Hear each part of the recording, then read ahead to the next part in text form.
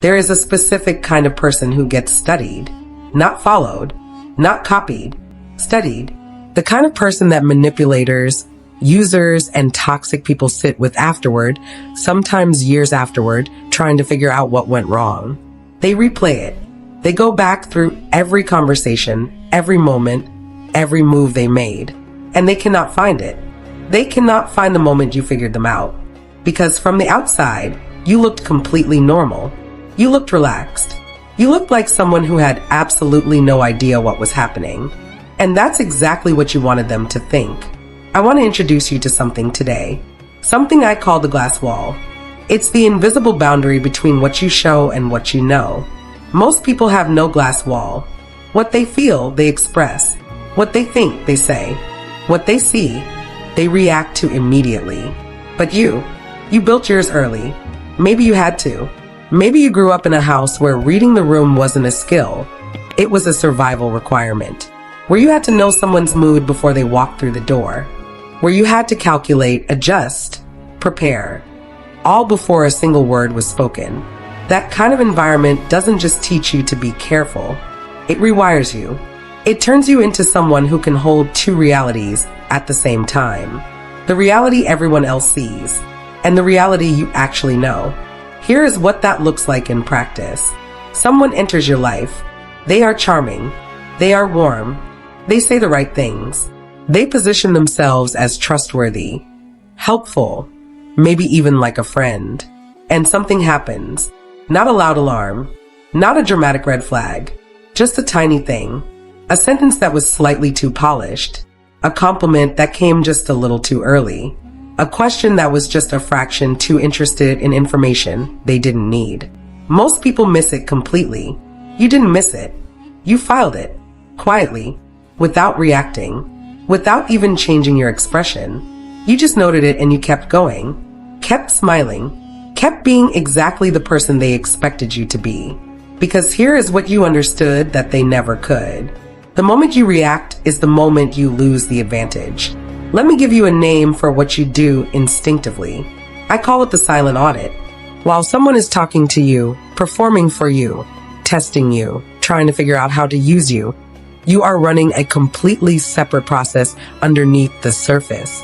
You are cross-referencing what they say with what they do. You are tracking inconsistencies. You are noticing what they avoid talking about.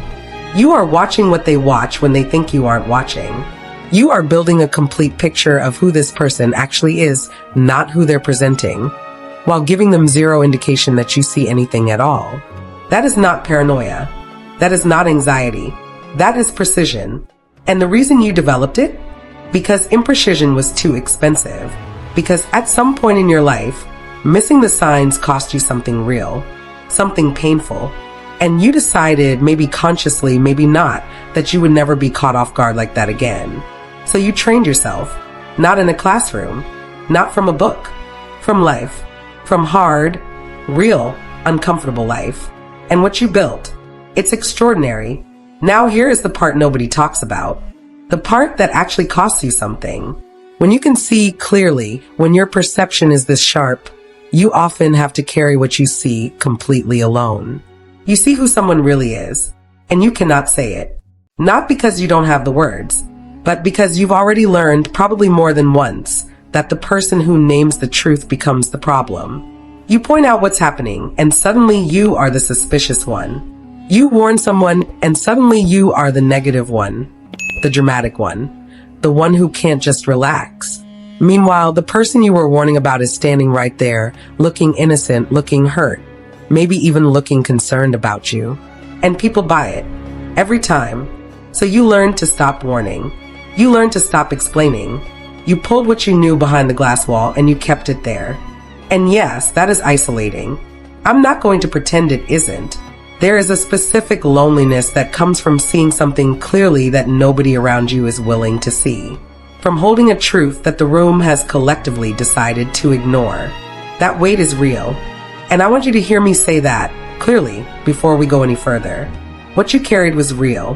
What you saw was real. The loneliness of seeing it alone was real. You weren't imagining things. You weren't being difficult. You were being accurate. But here's where the story gets interesting. Because while you were being accurate, while you were tracking and watching and filing and processing, something else was happening on the other side of the room. The person who decided to target you, they were getting comfortable. They were starting to believe their own performance. They thought they had read you correctly. They thought they knew what you were. They had done this before with other people in other situations, and it had worked. And now they were starting to feel confident, starting to feel in control. And that confidence, that's when people get sloppy. That's when the mask starts slipping. Not all at once. Just slightly. Just enough. A comment that reveals too much. A moment where the warmth disappears a second too fast. A reaction that doesn't match the story they've been telling. And you caught every single one. You collected them like evidence. Calmly. Quietly. Behind your glass wall. While they were enjoying the feeling of having fooled you. There's a concept in chess called Zugzwang. It's a situation where every move your opponent makes only makes their position worse. They can't stay still.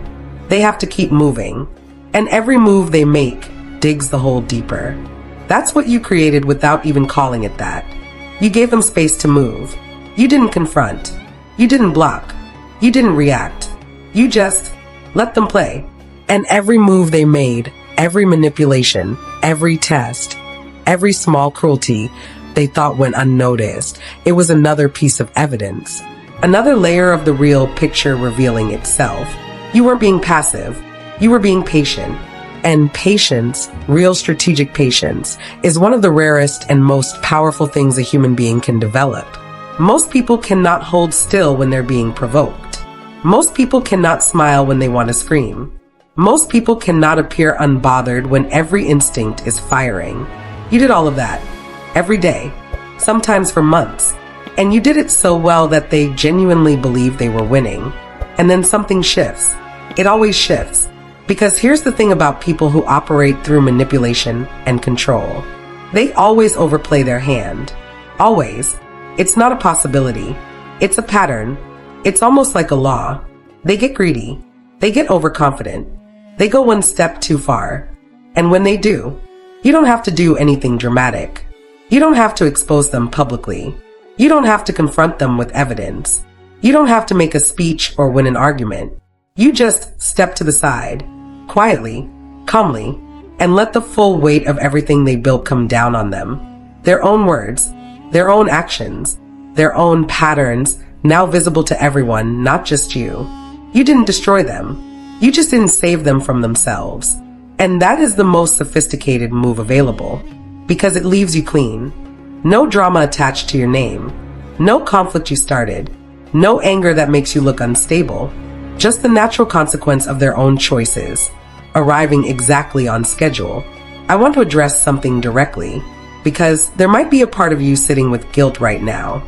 A part of you wondering, should I have said something earlier? Should I have warned someone? Should I have done something differently? Here is what I want you to understand. You are not responsible for managing the consequences of someone else's decision to target you. You are not responsible for protecting people from the truth of who they chose to trust. And you are absolutely not responsible for rescuing someone from the trap they built with their own hands. What you did, watching, waiting, protecting your energy, refusing to be made into a victim, that is not cruelty. That is self-authorship. That is the decision to write your own story instead of becoming a supporting character in someone else's manipulation. And there's nothing to feel guilty about in that. Nothing. But I want to go one level deeper with you, because I think this is the part that actually matters most. The glass wall, this ability you have, it is extraordinary. And it is also worth examining. Because here is the question I want to leave with you. Are you still using it in places where you no longer need to? When the threat is gone, when the manipulator is out of your life, when the toxic environment is behind you, does the wall come down? Or do you find yourself still watching, still auditing, still holding people at a careful distance, even when they've given you no reason to? Because the same skill that protected you can, if you're not careful, start to isolate you from people who are actually safe. The same precision that caught the manipulator can start picking apart someone who genuinely loves you. Finding inconsistencies that don't exist, reading threats into innocent moments. I'm not saying your perception is wrong. I'm saying that perception, like any powerful tool, needs to be used with awareness. The strongest version of you is not someone who keeps the glass wall up permanently. It's someone who knows when to raise it and when to let it down. Someone who can be fully present with safe people, open, warm, real, and fully protected with unsafe ones. That's the next level. That's the work. Not building more walls, learning which doors to open. So here's what I want you to walk away knowing today. What you developed, this quiet, deep, extraordinarily precise way of seeing people, it came from hard places. It came from things you should never have had to survive. And it is genuinely one of the most powerful things about you. The people who underestimated you gave you something without knowing it. They gave you confirmation. They confirmed that everything you built, every instinct you sharpened, every skill you developed, every hour you spent learning to read what most people can't see, it works. It protected you. It guided you. It brought you through situations that were designed to break you. And you are still here, not broken, not bitter, still standing, still seeing, still growing. The ones who came at you thinking you were an easy target, they are somewhere right now, still confused, still trying to figure out what happened, still running the same strategies on new people, wondering why it never quite works the way they planned. And you're here, getting sharper, getting quieter, getting better at knowing exactly when to show your hand and when to keep it perfectly, completely hidden. They never stood a chance. Not because you're ruthless, not because you're cold, but because you did the one thing they were never willing to do. You looked honestly at yourself. You faced what was hard. You chose to grow instead of just getting better at taking. And that is why you are always going to be 10 steps ahead of anyone who tries to come for you. You already know. You've always known. And now, you know that you know. Take care of yourself.